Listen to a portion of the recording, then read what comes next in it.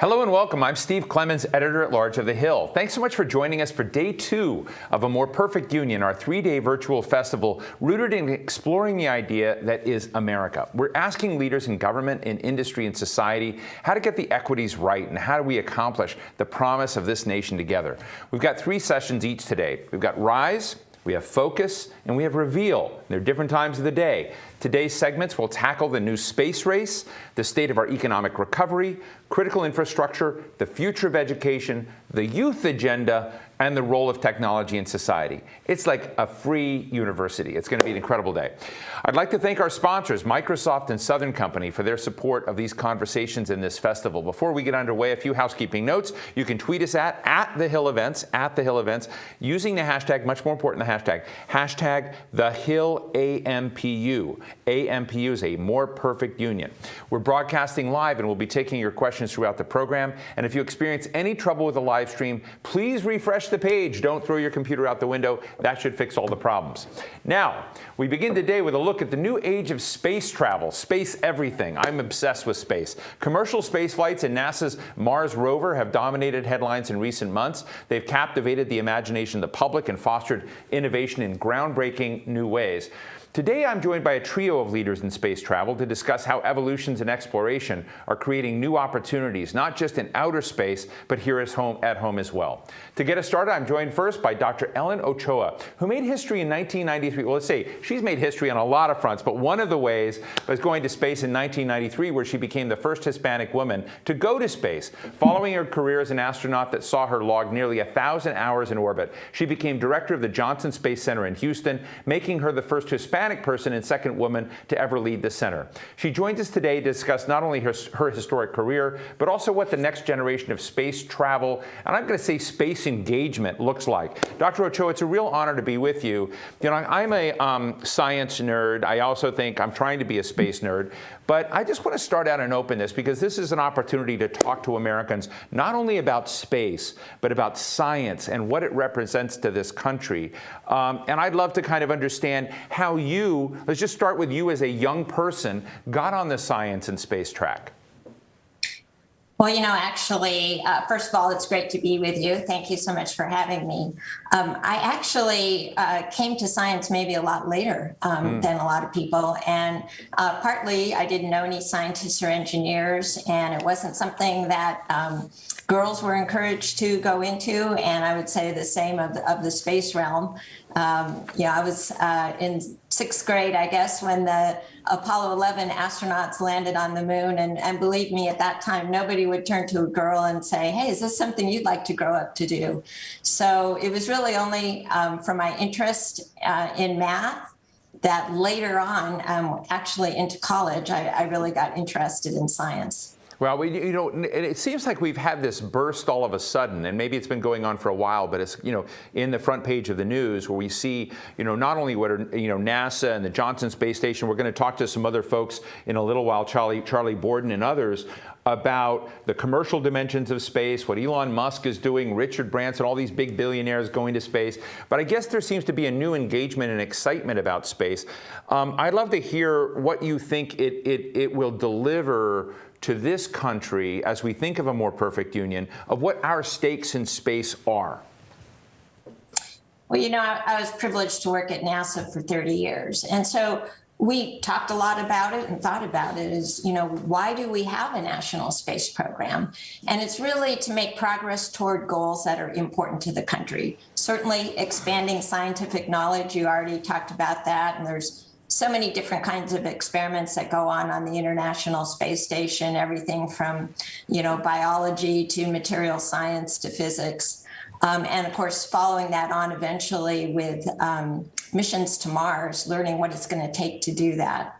But there's also other benefits to the country, global leadership and engagement. NASA has worked with over 100 countries now on the International Space Station, either scientists involved with it or educational activities. And then there's also an economic benefit, which also has implications for national security, just in terms of the technologies that need to be developed, to do what we do, which are applied on Earth in many different areas, and making sure that we have a supplier base that's capable of manufacturing aerospace quality parts. And then finally, and in many ways, I think this is most important, is just the inspiration. People all over the country, all over the world are inspired by what we're able to do in space. I think that's one of the hugest values of NASA, and really pushes people to think about what they can accomplish in their own fields. Let me ask you a question that I'm interested with, and I know there's some fragile issues related to it, but when I look at space and I talk to many of our pioneers in space, astronauts, former directors of NASA and current directors of NASA and others, it's become an international exercise. I've moderated things about the UAE's probe to Mars. We see China, Russia, of course, who have been in space for a long time, but lots of other players are getting into space. So it's an international exercise. But there are national dimensions of consequence as well, because there's a lot of competition. I'd just be interested, you're chair of the National Science Board. My question to you is, are we investing what we need to be investing to not only be a good international partner, but to compete as well on the science technology front? Are we doing what we should be doing? Is China racing past us? What is your level of concern about our investment in science? Well, that is something that we talk a lot about on the National Science Board. We have two roles. One is to govern the National Science Foundation, which of course funds basic research all across our country. The other is to be an advisor to the administration and to Congress on the state of science and engineering in our country. And so we talk a lot about both being able to compete and collaborate. And one of the points that we made is we do need to take action. Our funding of fundamental research is what grows into over, many years, and sometimes it takes decades, into new technologies, new products, new services, things that can make our life better here on Earth, and really has made us the innovation leader of the world. And if we want to continue to do that, we want to invest even more in that fundamental research. We want to have a faster way of getting the innovations from the research. And then a big part of it is investing in talent. We really don't use and don't invest in all the talent that we have in our country. And that's a big part of what we talk about. Dr. Ochoa, you spent a crazy amount of time in space. Is it exciting? Was it cool? Did you have time to think about it? It was very exciting. I was on 4 space shuttle missions, 2 of them completely devoted to science. We were studying the Earth's atmosphere and particularly the problem of ozone hole and ozone depletion. And that's a great example because it is an area where the countries of the world got together, followed the science about the chemicals humans were putting into the atmosphere, and signed protocols to stop using those chemicals, and we're starting to see the atmosphere recover from that. So just exactly what I hoped to do when I first thought about applying to the astronaut program. And then I had 2 flights that were part of assembling the International Space Station. And that was really important to me. I can remember coming back from one of my first flights and asking the scientist who had one of the instruments on board, well, what could the astronauts have done to make, your work better? And he said, we'll stay up longer. We'd been up for 10 days. And that's exactly the point of the International Space Station. We have a laboratory in space 24/7. We've had people on board. Next week it'll be for 21 years continuously. So it's doing so much for science, but you're right. It's also exciting, interesting, and I think the international aspect was a whole part of my experience at NASA that I wasn't really thinking about when I first applied to NASA, but which really enriched my experience. I want to ask you an interesting question to ask you to speak to young girls out there. I've got a lucky job. I mean, I've interviewed Karen Nelson, who runs the Craig Venter Institute, is one of the leading women experts on genetics and health. Or Ellen Stofan, whom I'm sure you know, who ran the Air and Space Museum. She's the Undersecretary of Science now for the Smithsonian. Or Susie Armstrong of Qualcomm, who developed the algorithm that allowed our smartphones to send pictures and to engage the web. I mean, these are incredible women, in addition to yourself, who've done this. And I think it's important to recognize that there's incredible talent, but there's not enough. And I'm just sort of interested in what you started out when I asked you as a young girl, how did you get along? What message do you want to send to, the communities where we want more diversity to be engaged in science and space and whatever realm of science out there? What can you encourage them to do, because you know the roadblocks as well as the opportunities? Well, I think it really takes a lot of outreach to reach those groups that aren't right now well represented in the STEM fields: science, technology, engineering, and math. And what we found that works is a combination of seeing role models, of getting hands-on activities, and having mentors who can support you and help answer questions and tell you about what kinds of careers are available. And I think what really engages when girls or members of other underrepresented groups have a chance to do hands-on activities, and I'll include coding in that as well, they learn it's about creativity, it's about curiosity, it's about solving challenges and working with a team. And I think those are things that really appeal to girls, but they may not have seen science or engineering in that light before. And so there's a lot of groups out there that are focused on after-school activities to really sort of get that message across. I'll tell the audience, this is very exciting to talk to you. And, we see all the movies where the Johnson Space Center in Houston gets, all the profile, Matt Damon movies, whatever. But it's exciting. And when I was a young boy, I lived at Patrick Air Force Base, Florida. My dad was in the Air Force and was also working at Cape Canaveral. And I saw Skylab go up. I mean, Skylab was way, way, way back. And it went up in the middle of the night, and it lit up the night sky and the beaches and everything as if it were daytime. You saw 1,000 sea turtles on the beach. It's just one of the most memorable moments of space, nature, and how exciting all was way, way back, and we've done so much more. And I just want to thank you, because you've been engaged in this for decades, and I know you still are. So Dr. Ellen Ochoa, former NASA astronaut, former director of the Johnson Space Center, chair of the National Science Board, it was a real pleasure to talk with you, and I hope we can do it again. Thank you so much. My next guest is also no stranger to making history at NASA. General Charles Bolden was the first black administrator at the agency, and he's also a former astronaut. I don't want to say that. He's a former astronaut. It's very cool. And Marine Corps Major General. General Bolden, Charlie, I've got permission to call you Charlie. I'm one of these people that is still super awed by astronauts, super awed by space. I get goosebumps thinking about it. I'm not jaded yet on all of this. But I just want to say, you've been in space, I know, on 4 different times. You've been up there for 28 days. I just, and it's becoming a more regular thing for other people out there that have had this experience, not for me. Share with us what that's like. What's that frontier like?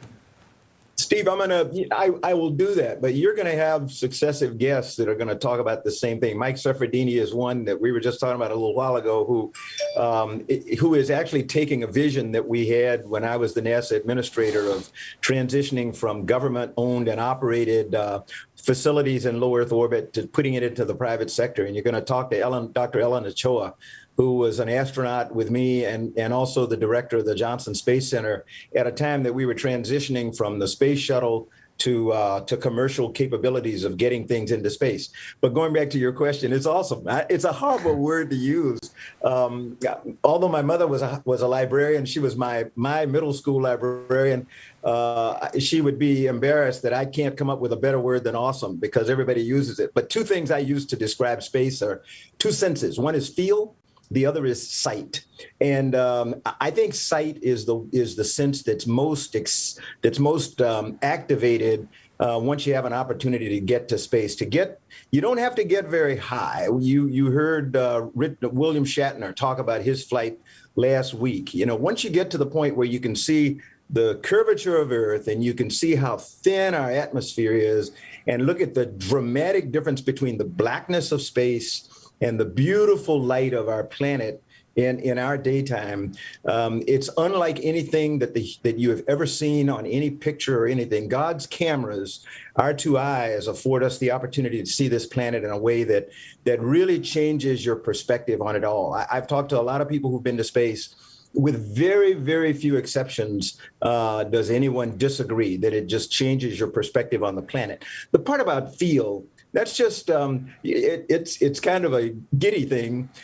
You float. And that's the easy way to explain it. It's technically you're not floating. Technically, you're constantly falling back to Earth as gravity's trying to pull you down. And this force that we call centrifugal force, created by the speed of going around the Earth, is competing against gravity, and we're caught in the middle. So we have this feeling that we're floating. The closest thing I can offer to you is go to your local swimming pool, get in the deep end, and try to sink to the bottom. And unless you're really unusual, you'll get part of the way down, and then all of a sudden you're neutrally buoyant. And that's close to what it's like in space, except that you don't feel any effect of gravity in space because it's completely overwhelmed or overcome by centrifugal force. And balance doesn't work. Your inner ear doesn't function because it has no gravity reference for up and down. And that's what takes people a little while to get adjusted to being in space. I think I'm going to be conscious about ever using the word float again. So I really appreciate the definition. But let me ask you another question. We're talking about the United States of America, which has incredibly complicated domestic challenges right now. We also have international challenges out there. And I'm interested in where space fits in national aspiration, how space in national aspiration can become something that actually draws folks together, if you believe that. And I'm just interested in how, as we put the building blocks together for the future of this great country, how we can make this journey more inclusive, how we can bring people together. I'm just sort of interested in your insights into this, because I know you've worked this terrain a lot. So, I'm gonna try to not take a lot of time, but I love talking about space, but I love more talking about the more perfect union in which we are constantly searching, most of us, I will say. It means a lot to me as an American, and it means a lot to people with whom I've worked, particularly in the military, the words that come from the preamble to the Constitution. And I was telling you earlier how much I am so proud that you all selected this as your topic, because space is the perfect unifier. It's the perfect inspirational tool. It's something that up until our time, and you mentioned it earlier, up until our time, it was something that people dreamed of. Nobody ever seriously believed that they could really go do that. Some few, and I was not one of them early on in life, some few really had this belief that they could go be astronauts. I was not one of them. I grew up in the segregated South. I knew what astronauts were. I watched with great interest when Neil Armstrong and Buzz Aldrin landed on the moon the first time. I was inspired and motivated and everything, but not 1 ounce of me said, I can go do that, because that's just not what I grew up with. I didn't know any astronauts or see any astronauts who looked like me. Today is dramatically different. The space shuttle actually started it, because the space shuttle gave us the opportunity to put 8 people on board a spacecraft, send them into space together, some qualified pilots and test pilots, some just scientists and engineers, and some, believe it or not, just common people. All of us were common people, but I think you know what I mean. People who were not trained for that as a living, as I was. And people of all races, creeds, colors. That was the beginning of connecting this, if you will, this inspirational, awe-inspiring thing that we call space to people back here on the ground, because we could see somebody like a Guy Bluford, who was the first African-American to go into space. Ron McNair, who inspired me to even apply for the program, who had grown up in Lake City, South Carolina, about 42 miles from me, dreamed since he was a child to be an astronaut and was going to do that no matter what. Franklin Chang Diaz, with whom I flew twice, who was born and raised in San Jose, Costa Rica, but decided at the age of 7 he was going to be an astronaut and defied all the odds. So space allows people to dream and to believe in themselves and to do things. And the Inspiration 4 flight several weeks ago, that was probably the highlight when we took 4 not technically formally trained people and sent them to space for 3 days and allowed them to do things that would benefit us back here on Earth. So sort of a long answer to your short question, but I think space is the ultimate unifier. It allows us to bring nations together. One of the things that President Obama asked me to do when I became the NASA administrator was expand the number of non-traditional partners that NASA had.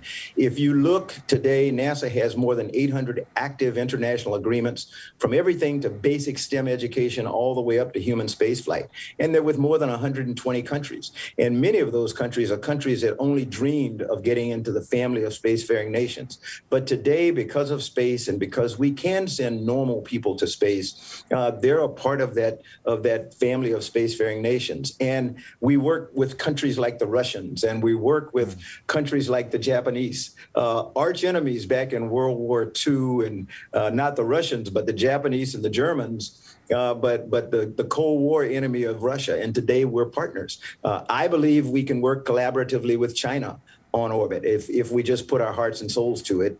So that's where I think space comes in. Well, look, I am blown away by that vision.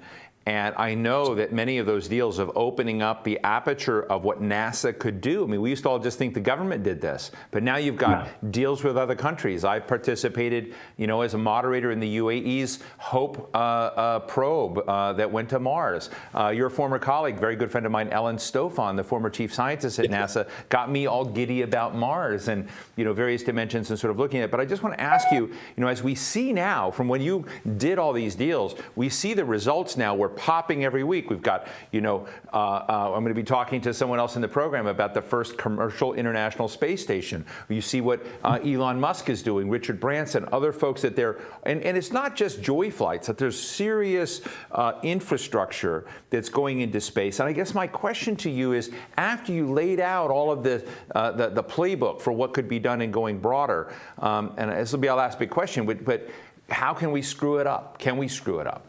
Oh, we can screw it up in a heartbeat. I look at what's going on, and I will drift off into a little bit of politics here. I looked at what's going on in our Congress today. For most Americans, there's no question about what the Congress and the administration should be doing. Can we screw that up? You bet we can. There are real simple things that the Congress should be doing today, right now, about infrastructure and taking care of people. And yet we continue to play the game back and forth. That's, for people in Congress, that's great. For people like you and me sitting down here, or people on the street, we don't get it. We don't appreciate it, to be quite honest. And so, yes, we can screw it up. If the United States decides that we no longer want to be the leaders in space exploration and science and technology, all we need to do is back up and not fund it the way that we frequently have done in the past. We're on a good trajectory right now. One of the things that made me happy about the term of the former president's administration was the fact that they did not mess with NASA. They had ideas of things they wanted to do. They touched around the edges. They said, okay, we're going to put the first woman and other people on the moon by 2024. Well, that was a gimmick. And I think everybody knew that. But the point was they continued the path, the trajectory on which President Obama and President Bush before him and President Bush before him and President Clinton, they had all put us on this positive trajectory to send humans beyond low Earth orbit. And we're well on the way to doing that. But it just takes persistent effort, persistent support, and a term that we developed in talking to Congress, constancy of purpose. The U.S. has to decide that our purpose is to lead the nation in everything, in technology, in science, in medicine, in human rights, and then decide that we're going to do that. But you can't come in and go out and come in and go out, because you'll find, as happened over the past administration, people will walk away from you and they'll go find others that they think are more serious. That's why many people are looking at China today, because they at least believe that China is on a persistent march and will continue to fund. You and I know, I'm not sure we buy that, but that's what people follow. They follow where there looks like there's hope, and people are going to fund it and are going to support it long term. America has to develop a constancy of purpose in wanting to be the leaders of the world in every field there is. Charlie, I'm going to squeeze in one last one. I know diversity and inclusion is important to you. It's important to us.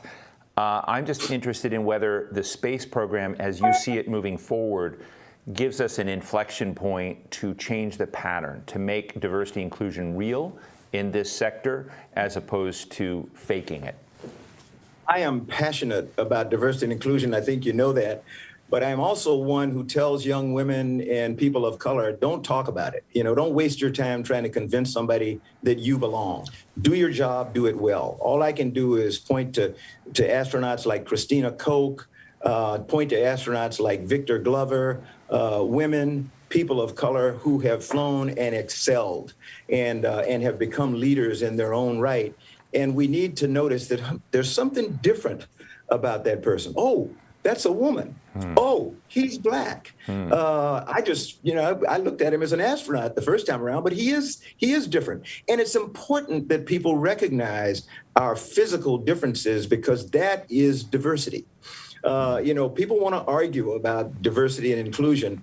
Diversity is the fact that God made us different in a lot of different ways. Thought, speech, color of skin, religious beliefs, you name it. But that's what space has allowed us to do, is take people of diverse backgrounds and cultures and races and genders and allow them to perform and excel. And I just ask people to look and rather than talk about it, say, I like what that group's doing. And I'm going to say it's because they have this diversity that's making up this group. And I like that and I want some more of it. Well, I just want to thank General Charles Bolden, Charlie, former astronaut, 4 times up there, Marine Corps Major General, and for 8 years ran NASA as administrator there. I really appreciate your candor. I appreciate your enthusiasm for a more perfect union. Thank you so much for joining us. Thank you very much, and good luck with the series. It is awesome. As we mentioned, it's not just NASA paving the way for the future of space exploration. Private companies are innovating the field in huge ways as well. Joining me now is Michael Suffredini, President and CEO of Axiom Space, the private space company aiming to create the world's first commercial space station. Michael, it's a real honor to be with you. I was just talking to General Charlie Bolden, who was the administrator of NASA for 8 years, and he said, look, Michael is a kind of he has a low-key guy, but get him talking about the International Space Station, he'll jump out of his chair. So tell us about the world's first commercial space station that you're building. Yeah, thank you very much. I appreciate that. The International Space Station has been around for 20 years. It really is, although it's today, by today's standards, you'd say otherwise, but by any measure, not only was the vehicle itself a technological marvel, but putting 15 countries together to build that station and have it be a multi-purpose station like it was a monumental feat. But here we are 20 years later. It's been in orbit for 20 years. It can't last in orbit forever. The agency has stated, as the other countries as part of the partnership has as well, that really they're going to focus on exploration and they're going to cede low Earth orbit to commercial industry. But at the same time, they've also said we still have a need for a presence in low Earth orbit. So really, that was the genesis of why we started this company, was to ensure continuity for the U.S. in low Earth orbit. We've had people in space since before even ISS was launched. And as a country, it's very important for us to continue to do that. So we competed for a contract with NASA that allowed us to have access to the International Space Station, meaning we could attach our space station to the ISS. We won that back in January 2020. And from there, we've been working on developing the world's first commercial space station. We'll assemble it attached to the International Space Station starting in late 2024. We'll fly our first module, and then 6-month increments, if you will, we'll add 2 more modules. We'll stay sort of in that configuration until the ISS, to about a year before ISS is ready to retire. At that point, we add our power and cooling module, and then we'll move over whatever's going on in ISS, so you can have continuity If we didn't do it this way, attach the ISS, we'd throw everything away that's on ISS and really start over. And Right. that would really kill a lot of the progress that's been made. So that's kind of our plan. We look, whenever the agencies decide to retire ISS, we'll work with them to move everything over that wants to stay on orbit.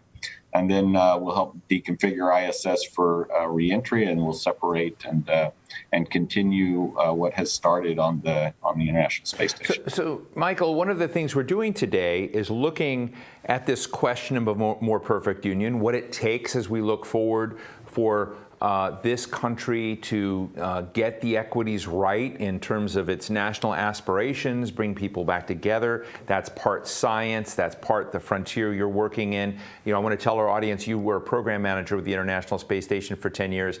But what I want to hear about is what this space station you might do. And I've been tuning into some of what you've been doing, and I want to know how microgravity changes the game, what microgravity is going to do to enhance so many things in this country and around the world that we may not have on our radar screen. So that's an important point. This is a different new economy that the country needs to take advantage of, and is when you hear the government entities talking about what's done on board the International Space Station, largely it's about research. And in a lot of cases, it's fundamental research, which is important. You remove gravity from the equation, we learn a lot.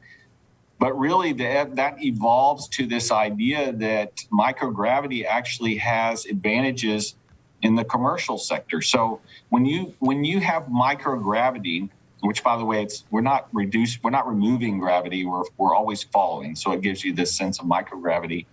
When you remove gravity from the equation, it plays such a special role in the world around us we don't even really realize. So when we create an alloy on the ground, gravity is such a powerful player that it affects where the molecules end up relative to each other.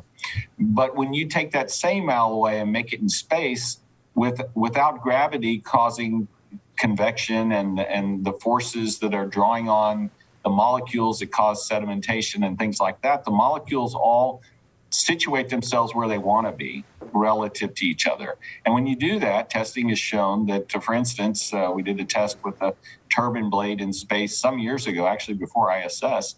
And when they brought that turbine blade home, it was twice as strong as its cousin on the ground. It's why you hear them talking about pulling fiber on orbit today. I think there's something like 4 companies pulling fiber on orbit. It's because the fiber that you pull is so much more pure because you don't have gravity causing the molecules to not settle where they want to. And this particular fiber they're talking about using is so pure that it'll pass infrared. And this is an amazing feat. If you go beyond that, there's medicines that can be made.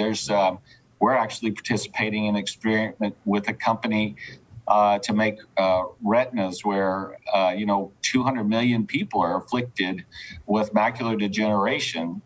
When you're in a microgravity environment, you can create this retina, which is very, very thin, and it can be very homogeneous, and you can't really do that on the ground very easily. So there's things you can do in a microgravity environment you can't just do on the ground. There's other cases where they're talking about 3D printing organs now. They're doing it with tissue today, but eventually the future is pick a liver or a heart. And in a microgravity environment, when you 3D print a heart, it'll kind of really surface tension plays the greater role here, and you can build up a heart on orbit. On the ground, they still haven't figured out how you do some sort of complicated scaffolding that would help hold all the components together. Frankly, I don't know how you do that, but that's what they're trying to imagine. But on orbit, you can easily print an organ when you get there. So there's just so many industries that can be affected by this and take advantage of it and build very, very superior products, if not superior products that can't even be made on the ground. You can only do it in microgravity. So that's really the key. Michael, let me ask you a kind of unfair question, but I'm going to do it anyway. I know a lot of engineers, and engineers are problem solvers, and it sounds to me like you're a really great problem solver, and you're building this space station. That's where your head's at. That's where your company's at. But I also know you dream up stuff, right? So I'm just sort of interested what a space economy looks like. Is what you're building the sort of first step in many ways to this commercial, private sector, public sector deal that will create a very, very different architecture, if you will, maybe that's the wrong word, infrastructure of space platforms, more satellites, systems further out. I'm just interested in what that future looks like from your perspective, since you're one of the early pioneers of now going beyond what NASA had really done and taking it in some new directions. Yeah, so that's an excellent question. First, when we look at that whole ecosystem, if you will, the government is focusing on things that really commercial is not interested in doing. So the government today is focusing more on the moon and Mars, which is appropriate. And they should be thinking about where they've left. So today that would be low Earth orbit. But as they move forward, industry kind of steps in behind them and builds sort of an economy, if you will. And so this is the role the government is starting to assume, where they do exploration with commercial industry following behind them. They expect that. That's their role, to step in at some point so that the governments continue to spend money on those things that won't, at least in the near term, make money for companies. And so this is where low Earth orbit is going to start. So we're going to start off with multi-purpose facilities, infrastructure in space that support individuals wanting to go to space, countries wanting to have space programs and have to have their astronauts practice in low Earth orbit before they go on long trips to Mars. There's systems they'll need to build, so there'll have to be a place that tests not only technologies but systems. Of course, as we've talked about, manufacturing in space, which we believe will be a huge boom in the latter part of the 30s, is going to start taking hold. So you'll see a lot of research going on in these multi-use platforms. And this research is applied research leading to manufacturing, like some of the things I talked about earlier. Then over time, as that starts to grow, the economy starts to grow, then I see purpose-built platforms being developed. It's something we already imagine as a company, where you start, for instance, take the turbine blade example. You want to build turbine blades. You probably don't want to be building that in the same place where people are hanging out to do other things, even research. You just don't want to be in the same place. You want to be able to, A, be secure, and B, be able to focus on manufacturing, which could cause problems for other users. So now we build purpose-built platforms that perhaps stay in the same orbit, just phased away a little bit, so they can take advantage of cargo ships and crew transport ships that can come and serve multiple platforms if you're in the same orbit.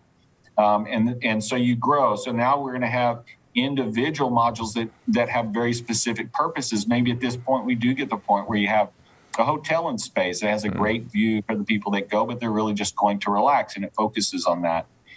Then over time, we think what's going to happen is we're going to get to the point where, as a species, really, we're going to want almost a city in space. And this is where you get a very large platform where people can work and live in space. So our vision of the future, our long-term vision is a platform similar to what you saw in 2001 in Space Odyssey and some of the other things, where you have a large rotating ring. You can mimic about 0.8 of a G with a rotation of about 4 RPM. So that's not too fast. But now you can have that's your city. That's where families live. The workers come to work and their families live there. You have schools, you can have green zones, you can have rivers and lakes. I mean, this rotating thing gives you that advantage. And meanwhile, the center section stays still. So you have the pure microgravity environment. By the way, that's an engineering challenge for the future for us as a company, is how do you keep this center section still and let the outside section rotate. But that's where we see this going, where we have this big city, and now you can talk about waypoints and a large manufacturing, and all along the systems that serve low Earth orbit get bigger and bigger. I mean, Right. If you're doing industrial manufacturing in space, you need to get a lot of product to orbit and a lot of product home. And so you have to have larger and larger spacecraft that are purpose built and can go back to common areas like normal airports and things like that. So meanwhile, the government's going beyond low Earth orbit, and low Earth orbit is growing to be its own zip code, if you will. Well, I'm going to really enjoy touring that zip code at some point. Michael, thank you so much for that very expansive vision of what this could all be, because as we discuss a more perfect union, it's also talking about, what we're going to be building next, what's coming. That's why I was so focused on making sure we had a track in our conversations that focused on space. Michael Suffredini, President and CEO of Axiom Space, the private space company aiming to create the world's first commercial space station. They're doing it in Houston. I'm so grateful for your time and your views today, and thanks for joining us. Thank you so much for your time. I appreciate it. I've got the coolest job. I get to talk to everybody really interesting out there, and I hope you guys are enjoying this. Keep sending your questions, because I use them to ask my questions. That brings us to the end of our very first segment today. A big thank you to our guest speakers, our sponsors, Microsoft and Southern Company, and to all of you for watching online. We're going to be back at 2 p.m. today for our Focus segment, which today will be a deep dive on the economy. Economist Gene Sperling, who's been coordinating the American Rescue Plan for the White House and advising Joe Biden on what to do on this front, will be there, as will Geeta Gopinath, the chief economist from the IMF, and the newly appointed president of the AFL-CIO, Liz Schuler, first female president of the AFL-CIO ever. And we will also be joined by Frank Luntz, Republican pollster and strategist. And does he have some interesting insights? Meet us right back here at 2 p.m. Eastern. We'll see you then.